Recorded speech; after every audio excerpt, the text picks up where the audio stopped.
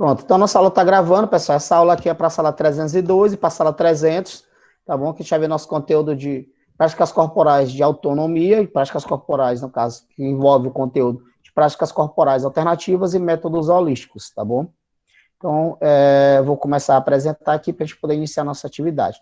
Toda essa aula que eu estou falando para vocês, tudo isso está lá na apostila que eu enviei para vocês, tá bom? No material de slide, tá? Em PDF, que eu enviei para vocês, vocês podem estudar por lá, tá bom? Então, vamos lá para o nosso conteúdo propriamente dito. Lembrando, pessoal, coloque o nome no chat, tá bom? Quem não colocou.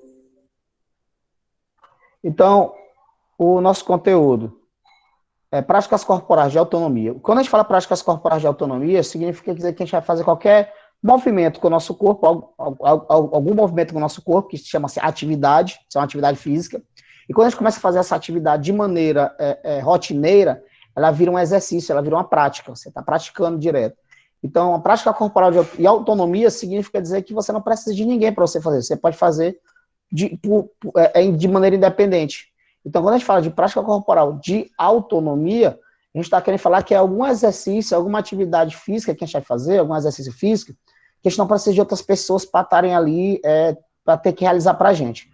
Por exemplo, futebol. Futebol, para a gente poder praticar o futebol, nós temos que ter outros jogadores em campo. Se não tiver só a gente, não é futebol. Pode ser um treinamento que você está fazendo com a bola, correndo para um lado para o outro, mas não é futebol aquilo. Mesma coisa do vôlei. Para ter o vôlei, tem que ter duas equipes, um do lado do outro. Porque se tiver só você batendo na bola, é um treinamento, mas não é o vôlei. Então, é basicamente isso. Introdução. Meditação, yoga, tai chi chuan, pilates, dança indiana. Há alguns anos, essas atividades entraram na moda e, ao contrário do que muitas pessoas previam, eles vieram para ficar. O homem moderno é caracterizado por uma vida carregada de intensos afazeres, que os impede de tomar um tempo para si mesmo.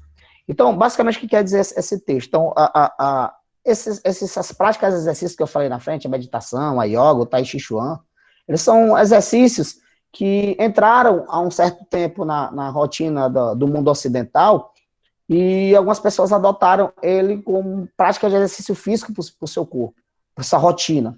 Por quê? Porque são exercícios que trabalham diretamente, trabalhos de respiração e de resistência muscular localizada, ou relaxamento muscular. Então, são práticas que vêm da Ásia.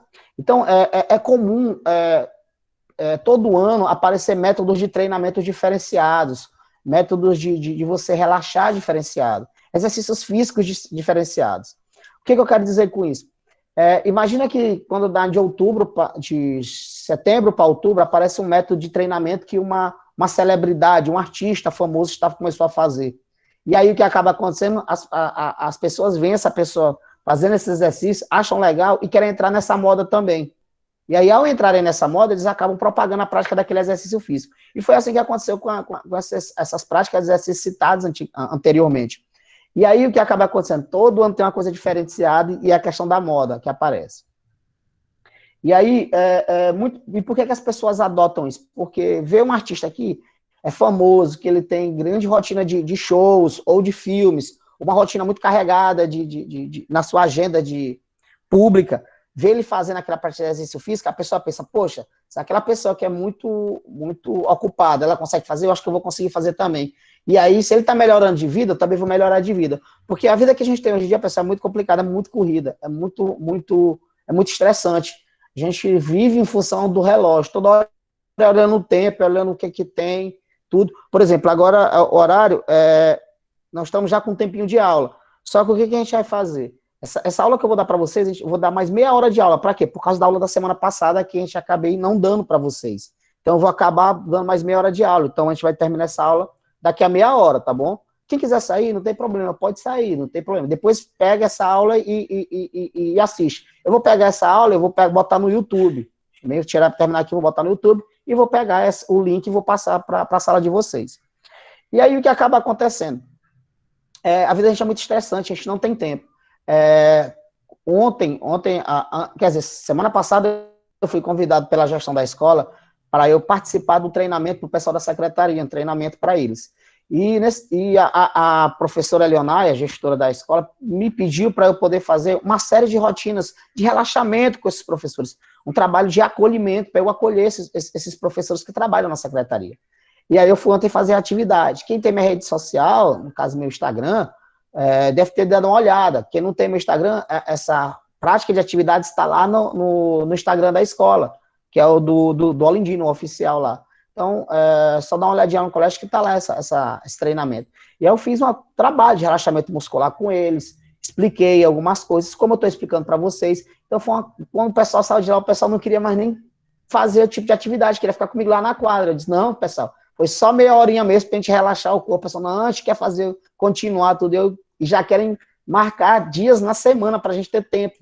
Porque a gente não tem tempo para fazer exercício físico, a gente professor. Quando a gente sai, por exemplo, da escola, a gente já tem, por exemplo, quem é pai, quem é mãe, tem que cuidar dos filhos, tem que ver as tarefas do filho, tem que orientar, tem que fazer as coisas da casa, como a colega de vocês agora há pouco estava lavando as louças, tem que fazer as coisas da casa, quem é esposa tem que cuidar do marido, quem é marido tem que cuidar da esposa, e assim por diante. É uma correria enorme. E além disso, você já tem que pensar no que você vai, na aula que você vai dar no dia seguinte, ou na atividade que você quer fazer para a próxima aula. No caso, por exemplo, se for uma sexta, que eu estou dando aula agora, eu não vou ter aula amanhã, mas eu tenho que pensar nas atividades de segunda. Então é muito estressante, é muito corrido. E no meu caso, porque eu sou professor de educação física, quando eu treino equipes para competição, por exemplo, eu já tenho que pensar no método de treinamento que eu vou fazer e planejar. Então já é outra coisa, então já é muita correria. Então a gente vive um período muito estressante. Então, somando a isso tudo, tem a questão de doenças, como é o caso da Covid hoje em dia, você vive preocupado se você vai adoecer, se não vai, se tem alguém na sua família que vai, se não vai. Tem a questão dos transtornos que podem surgir com as consequências desse estilo de vida muito corrido, muito estressante, que no caso, por exemplo, a questão do estresse interno, estresse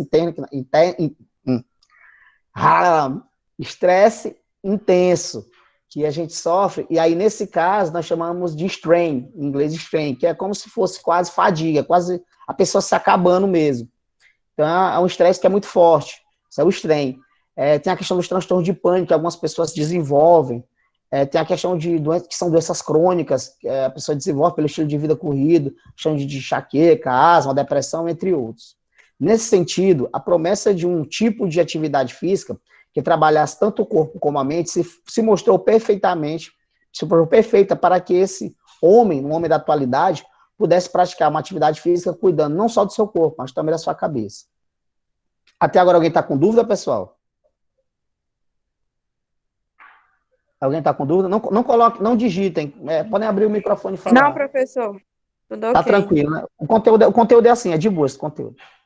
E aí, pessoal, existe a questão do conceito de práticas corporais alternativas e concepção holística.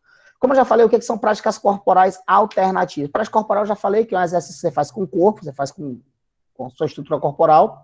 E por que é alternativa? Porque é algo que é novo, algo que não é comum de se fazer. Por exemplo, a musculação que você faz em academia é algo que é corriqueiro, é normal, já se abusou. O crossfit é outra coisa. Exercícios funcionais, outra coisa também, que isso é normal, que vocês já conhecem. Agora, por exemplo, o Tai Chi Chuan, muita gente não conhece, não sabe nem o que é. Tem algumas pessoas que não devem ter nem ouvido falar. Outros já ouviram falar. Então, são práticas corporais alternativas, ou seja, são práticas que não são comuns de você ver a pessoa fazendo e nem você ver na mídia diretamente.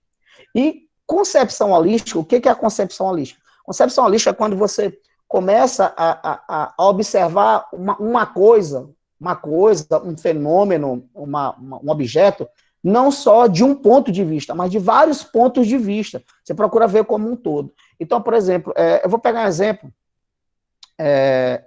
de um colega meu, isso está começando antes de ontem. Ontem eu tomei a vacina do Covid, ontem, e eu terminei a aula da escola, lá para o pessoal da secretaria, eu fui, o momento, não foi nem aula, foi o momento que o pessoal da escola, eu fui para o posto de saúde tomar minha vacina.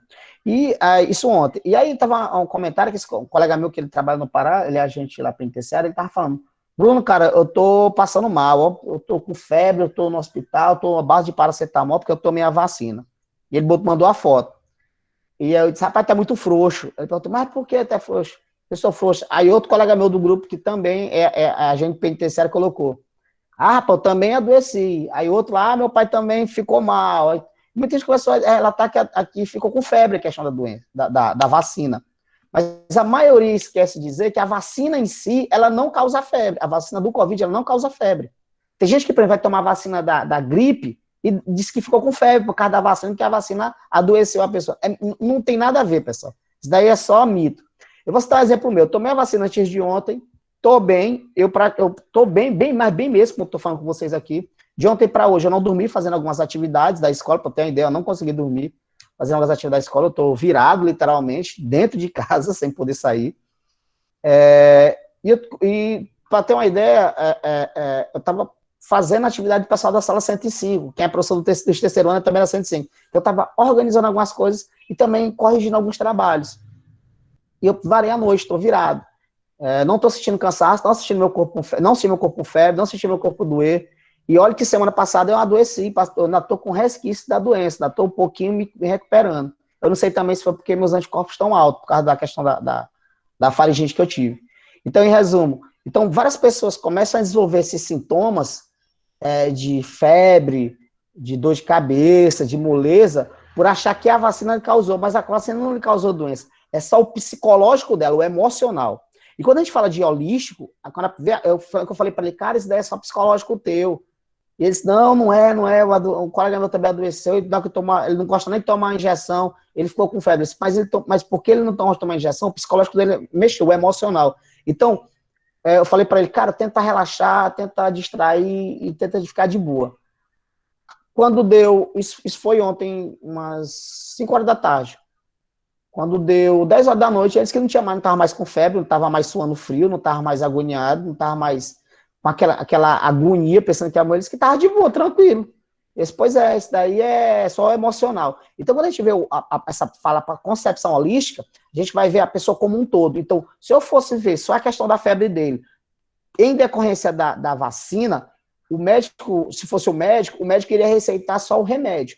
Quando é uma pessoa que ele vê a parte holística, ela vai procurar ver o emocional, vai procurar ver o psicológico da pessoa, vai procurar ver o que resultou a pessoa ter aquela febre, no caso se ela tomar vacina, o que gerou, o que tem naquela vacina, ela vai ver de um tudo. Então, concepção holística é uma concepção que você tem sobre algo de maneira completa, você vai tentar ver um todo que gerou aquela consequência, tá bom? Só para a gente poder entender essa concepção. Então, essas práticas, vou dar uma agilizada aqui, pessoal. Então, as práticas corporais alternativas, elas têm origem basicamente na Ásia, essas práticas que a gente vai falar aqui, né, nesse conteúdo, então, praticamente na Ásia, principalmente na Índia, na China e no Japão. Geralmente, elas são relacionadas a religiões, que são métodos geralmente como é que eu posso dizer? De meditação, de você tentar encontrar uma paz de espírito para você tentar se manter calmo, focado.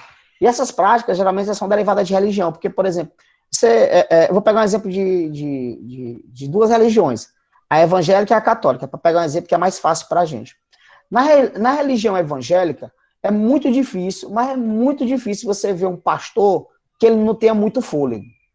Todo pastor ele tem fôlego demais, e ele sabe se pronunciar muito bem, ele sabe falar bem. Eu nunca vi um pastor que chega lá e fica gaguejando do nada. Nunca vi um pastor que fala isso. Por que esse pastor, ele sabe se comunicar muito bem.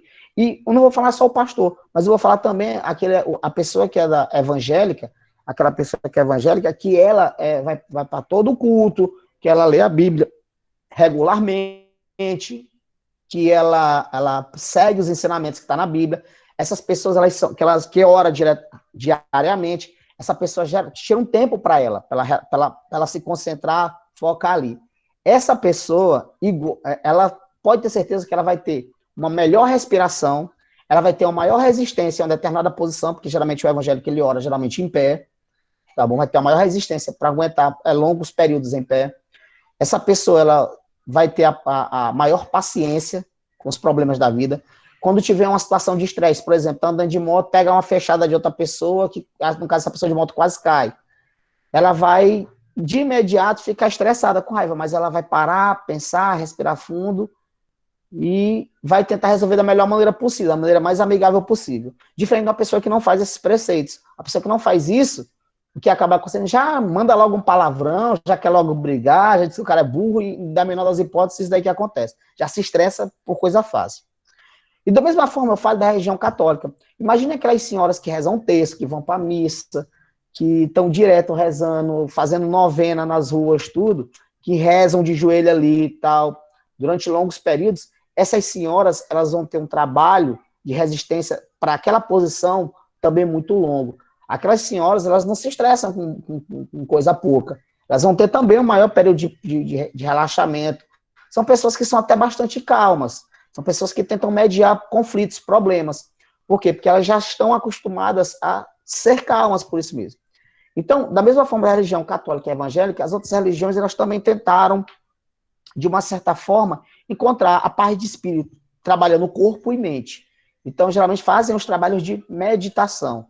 Faz uma meditação. Então, quando o evangélico está lá orando, está lá entrando em contato com Deus, ele está meditando também. Meditar é mediar. Mediar significa você entrar em contato com algo. Daí o nome meditação. Da mesma forma, aquela a senhorinha lá, que está com texto, ou o senhorzinho que está lá com texto, tal, você está tentando você está fazendo uma meditação. Você está tentando entrar em contato com algo de outra parte que faz parte de você também. Tá bom? Então, muito dessas práticas têm envolvidas com a religião, tá bom? Então, entende-se que é por meio do controle respiratório que o homem é capaz de atingir os estados mediativos de consciência, ou seja, ele tenta entrar em contato com o subconsciente dele, ele ter noção de tudo que está ao redor dele, tá bom? Então, quando você está, por exemplo, rezando, orando lá, ou quem é de outra religião está fazendo lá a sua atividade, você geralmente fecha os olhos, você respira fundo, você relaxa. Eu nunca vi uma pessoa rezar correndo que nem louco, ou um evangélico, como é que se diz, orar, saindo correndo que nem um doido pelo meio da rua e gritando. Eu nunca vi, eu vejo sim, lá parado. Claro, tem aquelas pessoas que oram com mais força, rezam com mais força, falando alto, mas elas estão concentradas, estão com o olho fechado, mas sabe tudo que está acontecendo em volta. Você acaba fechando um sentido e abrindo outro.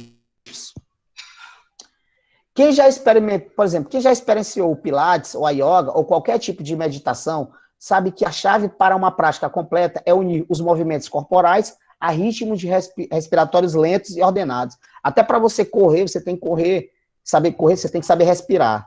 Até para você fazer musculação, levantar um peso, você tem que saber respirar. Tem muita gente que eu vejo em academia fazendo exercício físico, se cansa rápido porque não sabe fazer uma respiração direito durante um determinado movimento.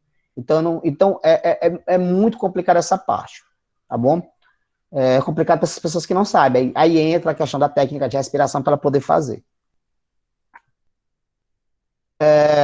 Vamos lá. Então, embora com raízes bastante antigas, essas técnicas, como falei, elas não começaram de agora, são técnicas que começaram há bastante tempo, isso nos países asiáticos. Então, embora com raízes bastante antigas, essas técnicas ganharam o estilo de vida moderno da sociedade ocidental. Aliás, pessoas famosas não apenas aderiram a essas práticas, como também ajudaram na sua divulgação. Um exemplo é o que eu falei para vocês. Então, essas práticas, elas começam geralmente com pessoas bastante famosas, e aí as pessoas que seguem essas pessoas famosas acabam aderindo àquele estilo de vida ali, porque é fã daquela pessoa. Então, o que acaba acontecendo? Você vê que está fazendo uma coisa e está dando certo, a pessoa vai tentar seguir para ver se também dá certo com ela. Então, assim que há a propagação desses estilos de vida, esses métodos. Eu vou citar um exemplo para vocês, bem prático aqui, a cantora Madonna. Está até no conteúdo aqui. A Madonna, ela não sei, não lembro se ela era católica ou era evangélica, eu não estou lembrado da religião dela, mas acho que era católica, se não for embora. A Madonna, ela começou a fazer yoga, ou yoga também, como chama. Yoga é um método de treinamento que trabalha a respiração, relaxamento muscular, contração muscular, tônus muscular, trabalha a resistência, a força, através de movimentos como se fosse um alongamento e de contorção. Então, a yoga ela procura trabalhar isso. E a yoga ela é derivada da religião budista, tá bom? Ela nasceu na religião budista. A budista, lá na Índia. Muita gente acha que a religião budista é do Japão ou da China. Não, nasceu na Índia. Tem alguém aqui que faz jiu-jitsu? Tem alguém aqui que faz jiu-jitsu aqui? Eu. Sabe? Faz Lima Campos, né? Tu sabe de onde é que nasceu o jiu-jitsu? Pode falar aí Na pra China. gente. Pelo que o professor China? disse, foi na China. Não. O que aconteceu foi o seguinte: o jiu-jitsu não nasceu na China.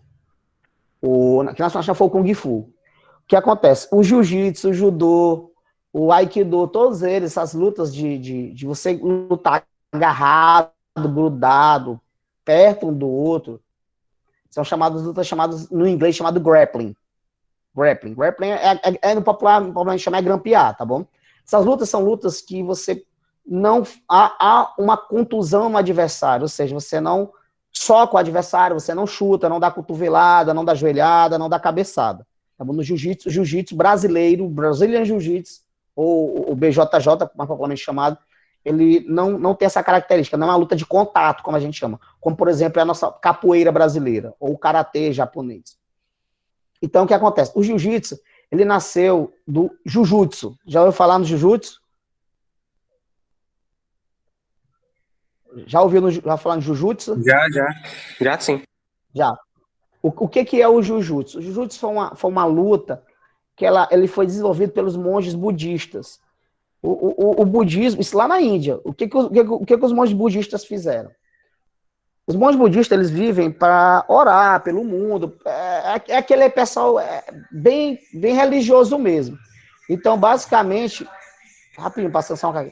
Então, basicamente, os monges budistas, eles são proibidos, para atender pela doutrina deles, eles não podem matar nem uma cobra que esteja perto dele ou um escorpião que vai picar eles durante a meditação. Eles não podem, para atender pela religião, porque eles dizem, no dogma deles, que ninguém tem direito de tirar a vida de algo vivo. Ninguém tem direito de ceifar. Até para eles tirarem, colherem, por exemplo, um alface, um pé de alface, eles oram porque eles tiraram a vida, ele era um ser vivo, tudo. E eles acreditam que é complicado. Eles sabem que é a necessidade do corpo deles, mas disso. Só que eles vivem muito de doação. Eles vivem muito de doações. Isso lá, esses monges budistas. Então, isso tanto no Japão, quanto na Índia, quanto aqui no Brasil. E lá no início da Índia, o budismo ele nasceu com uma história do primeiro Buda, que foi Siddhartha Gautama. Ele era um príncipe, e esse príncipe, ele nunca, o pai dele, tinha uma profecia que dizia que esse menino ele ia tirar o reino do pai dele, quando ele visse as mazelas do mundo. Foi o que o pai dele fez. O pai dele, o rei, né, construiu um muro enorme ao redor do castelo, e dentro desse muro, dentro das paredes desse castelo, ele colocou só pessoas sadias, pessoas bem de vida, ricas, pessoas que não adoeciam nem nada. Quando a pessoa adoecia, era botada para fora. Quando a pessoa chegou um problema, era botado para fora do castelo. E aí o que aconteceu? Ele cresceu vendo tudo de bom e do melhor, não viu um problema, ele nunca adoecia. E aí o que acabou acontecendo? Até que um certo dia, ele viu uma senhora leprosa, dentro do muro do castelo e sendo botado para fora. E ele ficou intrigado com aquilo, ficou curioso, porque ele não sabia o que era aquilo. E aí o que foi que ele fez? Ele pegou, é bacana essa história, ele pegou, num dia ele se disfarçou e saiu do castelo, e ele viu as mazelas que existem fora do mundo. E aí ele ficou chocado com aquilo, e ele não entendia como é que ele, que era filho de um rei, não podia ajudar, e o pai dele não ajudava as pessoas. E aí ele renegou tudo da riqueza que ele tinha, e ele foi para o mundo meditar. Para ter uma ideia, ele passou vários tempos meditando tudo nas florestas da Índia, e tem uma história engraçada, que começou a chover, e não sei se eu vou falar naquela cobra naja. A cobra naja, ela tem uma marca atrás, a cobra que abre tipo a cabeça dela, ao pescoço dela, infla, e ela tem duas marcas atrás, como se fossem dois olhos. Diz que essa cobra naja, que a Mora, minha cadelinha ali, diz que essa cobra naja, no dia de chuva, ela chegou, cobriu o Buda, né, que era um ser iluminado, não tinha pecado, não tinha nada, não tinha nenhum erro na vida dele, cobriu ele, e aí não deixou cair nem nada de chuva nele. E aí, quando essa cobra foi saindo, ele tocou com os dois dedos nas costas da cobra e ficou a marca de Buda. Então tem essa lenda, né, essa lenda dessa religião. E aí o que acaba acontecendo? Ele acabou morrendo no meio da floresta de diarreia. Ele pegou uma doença, uma cólera, por exemplo, que é uma doença normal, que hoje em dia você cura isso tomando com um soro caseiro, sorozinho caseiro, você toma isso daí, e ele acabou morrendo por causa disso. É bem trágica essa história. E aí, a partir disso, essa religião budista foi disseminada pelo mundo, começou na Índia. E aí as pessoas começaram a seguir ele, porque viram que é uma pessoa iluminada, tudo. E aí, em resumo, esses monges budistas, eles não podem matar nenhuma formiga, nenhum escorpião, nem nada. E aí, o que acaba acontecendo? Eles vivem de doação, eles trabalham para eles. Eles vivem para eles, vivem de doação. Então, os devotos vão lá nos mosteiros que ficam em montanhas e fazem a doação para eles, de alimento, de dinheiro, tudo. E aí você imagina, o cara que não pode matar uma formiga, imagina ele descendo de uma montanha, ou vocês saem da casa de vocês com um bolso cheio de dinheiro para comprar comida para trazer para a casa de vocês. E você imagina que os ladrões sabem disso, o ladrão sabe disso, e aí o que acaba acontecendo? O ladrão vem e te bate, porque sabe que tu não pode bater nele. E assim era muito complicado. Então, era assim, essa era a rotina de vida dos budistas, dos monges budistas, era apanhar e dar dinheiro para ladrão. Até que um dia eles pararam e pensaram que eles tinham que fazer algo para se protegerem e não para atacar. E aí eles começaram a fazer uma técnica de treinamento, onde essa técnica de treinamento, ele basicamente ele usava a força do adversário contra o próprio adversário, que era através de alavancas, de enforcamentos, de chaves de braço, chaves de perna. Nascia aí o Jujutsu. Era uma forma deles se defenderem, dos ladrões. Então, o budismo ele foi disseminado por toda a Ásia, como também foi o cristianismo por toda a Europa, pelas Américas. Então, o budismo ele é muito forte na Ásia, que nem o cristianismo é muito forte na Europa e nas Américas. E aí o que acabou acontecendo, conforme foi sendo disseminado o budismo por esses países, pela China, Japão, Vietnã, Tailândia, foi levado também todos os preceitos dessa arte, dessa religião. E entre elas está o Jujutsu. E aí o Jujutsu foi levado junto com o budismo, e aí foi disseminado, aí nasceu o Judô, nasceu o Aikido, que são lutas ali do Japão, por ali. E aí o Judô veio para o Brasil, com o Conde Koma, e aí nasceu, aí deu aula para o pessoal dos Gracie, e aí acabou virando o Jiu-Jitsu brasileiro, que eu não vou contar a história, porque o conteúdo não é de lutas, tá bom? Deu para entender agora mais ou menos o resumo? Vocês estão entendendo como é que é, pessoal? Essa questão das técnicas. Então, basicamente isso. Então, eu acabei já falando da história do jiu-jitsu aqui para vocês poderem compreender. Então, essas religiões eles tentavam trabalhar não só o espírito, mas eles acreditavam que para você chegar ao contato de Deus, vocês tinham que ter o físico forte, o corpo forte e a mente também forte. Então, trabalhava-se também o físico, fazia também muito exercício físico. Então, um exemplo é a cantora Madonna. A Madonna ela sempre foi ligada a essa questão de prática de exercício físico, tudo. Então, o que acabou acontecendo, ela começou a fazer esses exercícios de yoga, que nasceu também com o budismo, e aí ela gostou tanto que ela resolveu se converter para o budismo. Alguns não se convertem e alguns começam se convertendo, mas aí já é outra coisa que é a religião que eu não vou citar para vocês. Nossa aula não é de teologia, é de educação física. Alguém tá com dúvida até agora, pessoal? Alguém está com dúvida?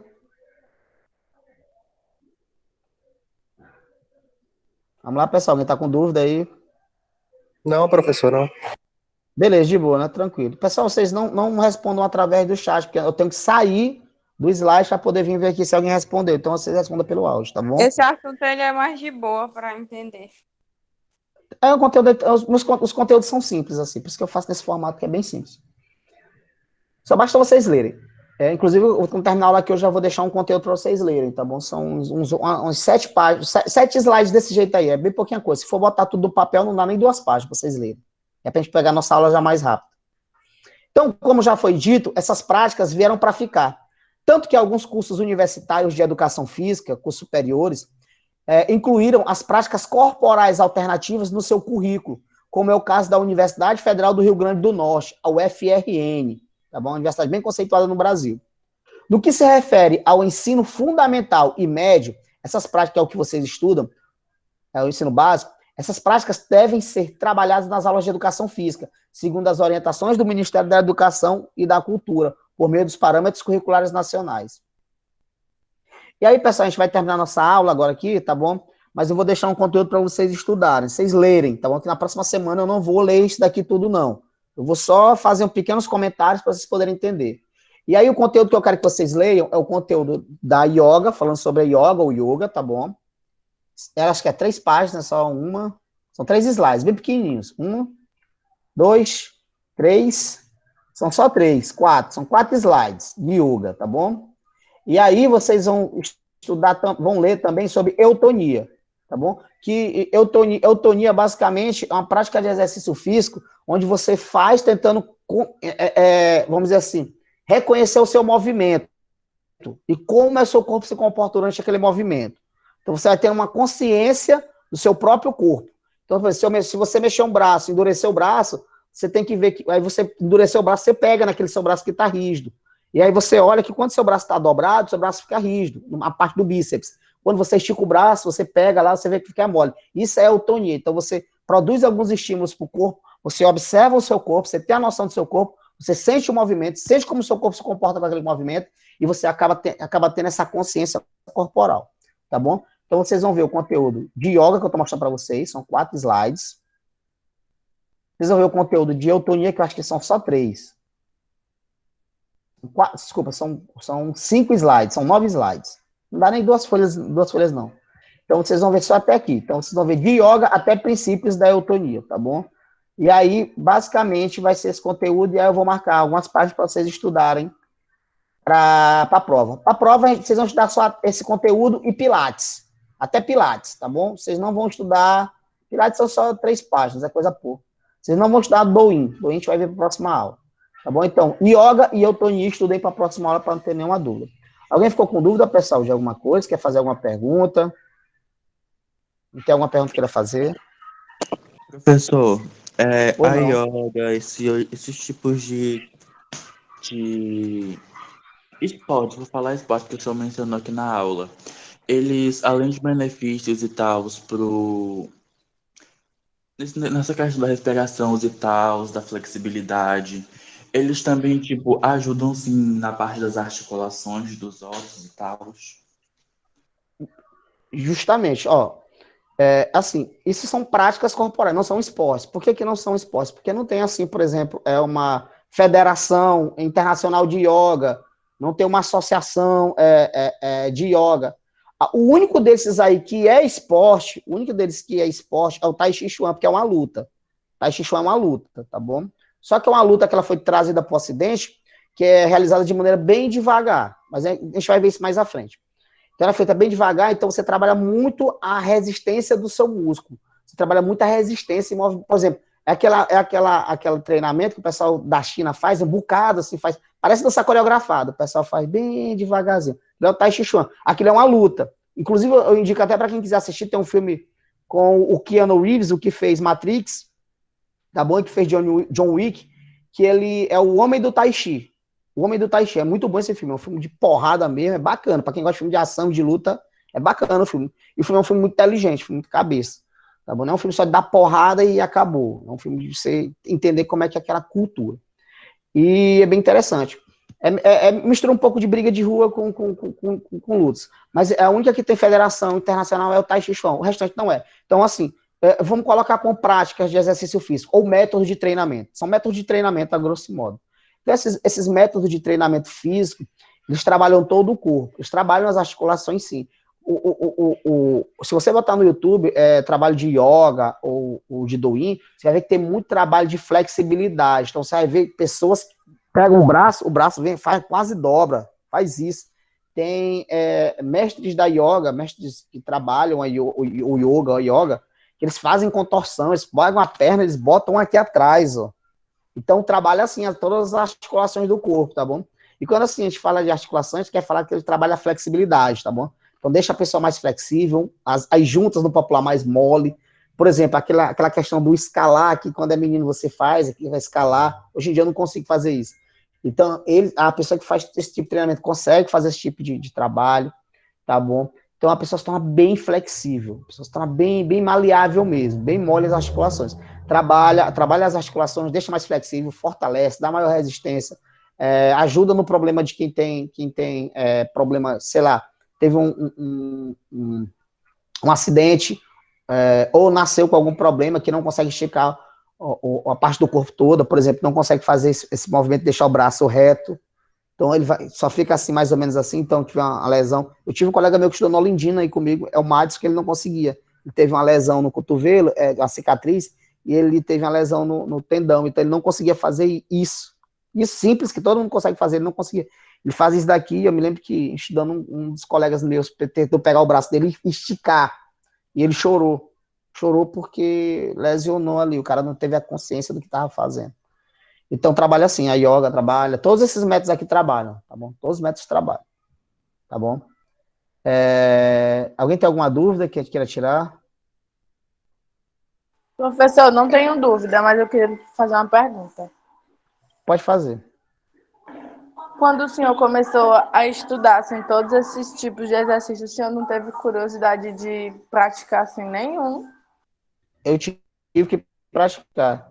Eu fui obrigado a praticar e eu pratico. Porque assim, por que eu tenho que praticar? Porque, por exemplo, imagine eu chegar para você, assim, claro que tem muitas coisas que eu tenho que falar para vocês, coisas que não são tidas como normais.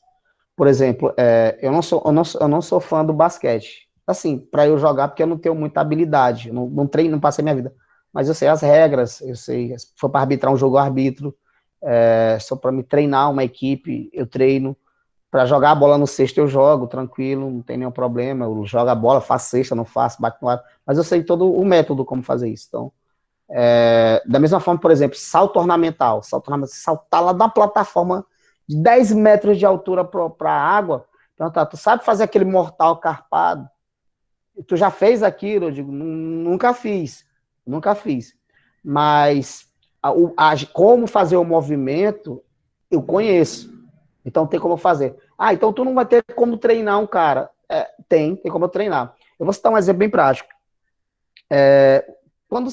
Ninguém nasce sabendo andar, você aprende. E ninguém nasce sabe. Por que pareça, tem muita gente que diz que eu não sei nadar. Mas todo mundo nasce sabendo nadar. É engraçado isso. Ninguém nasce sabendo andar, mas todo mundo nasce sabendo nadar. Por quê? Porque a gente nada lá, a gente está dentro da barriga da nossa mãe, quando a gente estava lá pequenininho, a gente estava dentro de um líquido chamado líquido amniótico. Então, esse líquido que está dentro da barriga da mulher, até quando a mulher vai ter a criança, que ela rompe a bolsa, ela se molha, um líquido sai ali, meio que um aviso, a criança vai nascer. E nasce mesmo, porque perdeu esse líquido lá, de conservar, vamos dizer, perdeu o conservante da criança.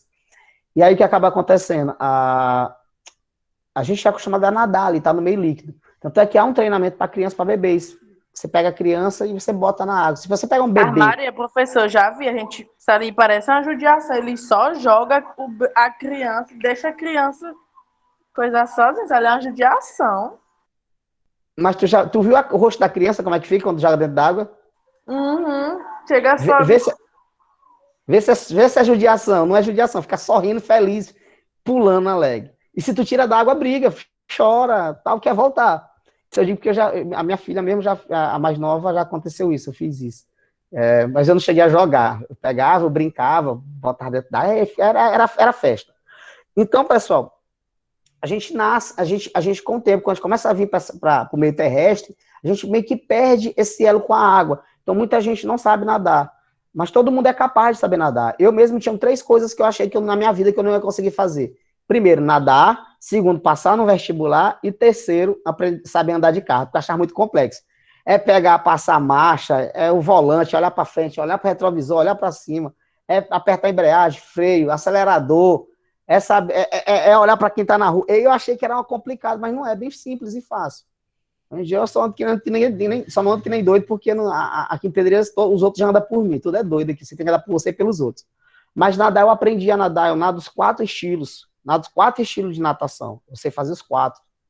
Sei fazer o nado crawl, costa, peito e borboleta, sei fazer os 4, sei fazer a virada olímpica, já dei aula de natação, inclusive no Colégio Chanque-Saci, cheguei a treinar, eu tenho curso até inclusive de árbitro e técnico de natação por federações, para ter Federação Maranhense e Piauiense.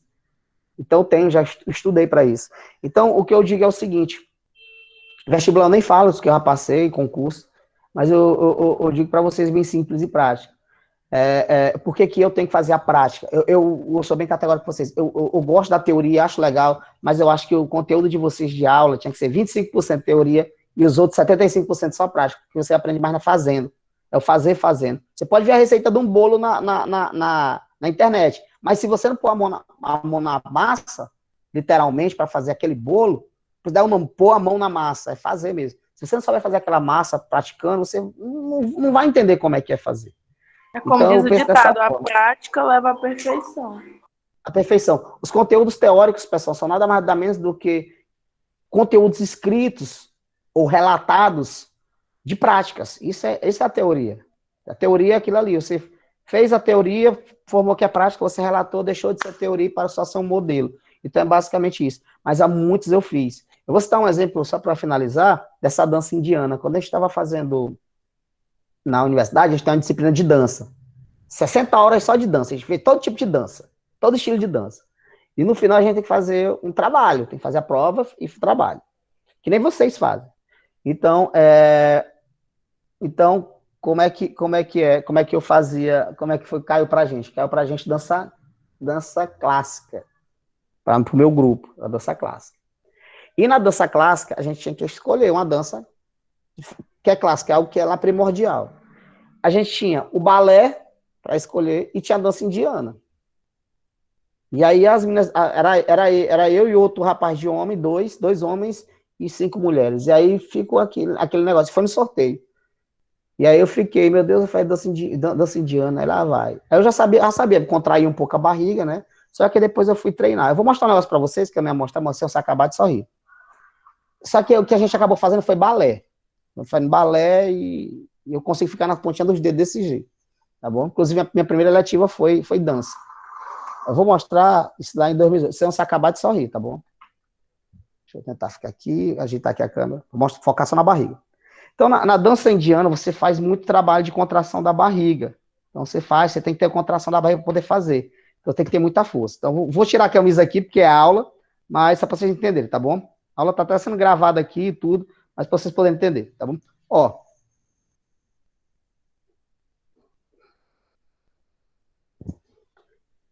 Deram para ver como é que ficou a barriga? Ela ficou... Meu sonho é conseguir fazer isso, professor. Eu não consigo fazer isso. Mas isso é treinamento, é treinar. Treinar você consegue, e a dança indiana tem isso. Então, é engraçado. É um músculo, a barriga da gente é um músculo. Aqui nem é um músculo do braço. Se você consegue deixar ele rígido... Eu acho que é rígido... eu treinando, professor, eu consigo fazer isso. Consegue. Tem jeito, tem técnica para fazer isso. Tem técnica para fazer isso. Ó, é que nem o músculo do braço aqui, ó. O músculo do braço, ó, é um músculo voluntário. Porque é voluntário. Porque se eu quiser deixar ele rígido, eu deixo. Diferente do músculo do coração. Se eu quiser que ele pare, ele não para. Não tem como eu pedir para o coração não para. Se parar, eu vou ter um ataque cardíaco que eu vou morrer, praticamente. No mínimo, eu vou passar mal, vou ter um problema respiratório, porque não vai conseguir mandar sangue para o resto do corpo, não vai conseguir mandar sangue com oxigênio para o cérebro, eu vou desmaiar. Se tiver um ataque cardíaco, na menor das hipóteses, eu vou ter um desmaio. Então, na menor das hipóteses. Então, assim, é treinável. Então, referente à pergunta, é treinável, dá para treinar, dá para trabalhar, tá bom? Dá para trabalhar isso daí. Eu fiz as práticas porque eu queria entender como é que era aquilo, como é que era na prática mesmo. Todo o conteúdo que eu vou ministrar para vocês, quase tudo, na verdade, quase tudo eu fiz. Porque, por exemplo, se perguntar para mim, professor, o senhor fez Douyin, que é o outro conteúdo que você vai ver? Não fiz, mas você já fez Pilates? Já fiz Pilates para conhecer. Eu não domino Pilates, domino algumas técnicas do Pilates, mas não domino Pilates, mas eu conheço. Eu conheço o Pilates, porque para você fazer Pilates, você tem que fazer um curso específico para isso. Eu não fiz esse curso, mas tenho colegas que são da educação física que trabalham com Pilates, como é o caso da professora, e hoje professora de educação física, hoje fisioterapeuta Mara. A Mara, ela tem curso em Pilates, ela tem um estudo dela de Pilates, aqui em Pedreiros tem outros também de estudos. Dela eu recomendo, porque eu conheço o trabalho dela já, ela estudou uma parte do curso comigo, com o professor Cristiano, então eu recomendo. E sim, eu faço prática assim. Então, tudo que eu puder, eu pratico um pouquinho para poder conhecer. Eu, pessoalmente, tem alguém aqui que é do badminton dessa sala? Tem alguém de badminton que já praticou badminton, alguma coisa desse tipo? Já viu, pelo menos? Eu sei o que é, mas não pratico, não. O povo dessa sala é tudo sedentário, professor. Estão lascados comigo.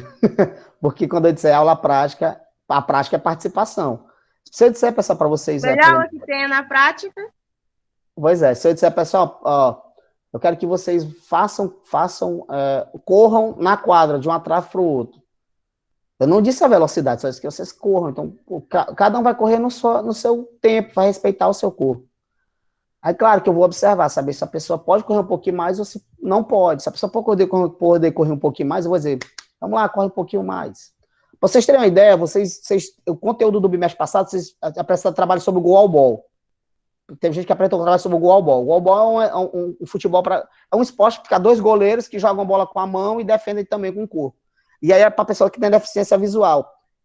Eu já fiz isso, eu já fiz o futebol de cego, já pratiquei, vender o olho e fui saber como é que era, para poder vivenciar. Então, entendam, pessoal, que a educação física, vocês não têm que aprender, decorar e virar um atleta, vocês têm que vivenciar aquele conteúdo, tá bom? Então, quando voltar às aulas presenciais, todo esse conteúdo que eu estou dando para vocês, nem que eu dei uma aula só dela, mas vocês vão vivenciar todo esse conteúdo. Então, vocês sim vão praticar tudo isso que vocês estão vendo, tá bom? Pessoal, alguém tem mais alguma dúvida que queira tirar? Eu sei que tá tendo aqui muita pergunta. Muita pergunta aqui. Eu vou só tentar resumir aqui, tá bom? Para a gente poder encerrar nossa aula. Mangá é melhor? Tem. De bom no anime.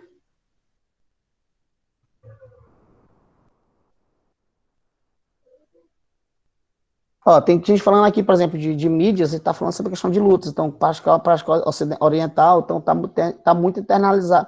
Prática de exercício físico, hoje em dia, independente que seja luta, seja ginástica, seja esporte, seja jogos, seja dança, tudo está na nossa sociedade. Tudo isso está na nossa sociedade. E está muito nas mídias atuais. Televisão, revista, jornal, músicas, tudo está ali.